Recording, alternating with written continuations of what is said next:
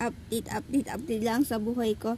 So, yung YouTube channel ko na-restrict sa live stream gawa ng copyright claims. Ay, Diyos ko po, bago ako maka-copyright, nagla-live na ako nung araw na yon. Nalimutan ko kailan eh.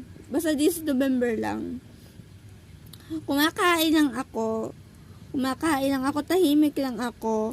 Tapos, biglang nag-stop yung live stream ko kasi na-copyright sa sound sa hindi ko alam. Kahit na-restrict ako sa YouTube sa pagla-live, basta ako ay di aalis sa YouTube. Kasi yan ang platform na kung saan nasi-share ko yung katarantaduhan ko. Okay, kaya na. Love you, YouTube.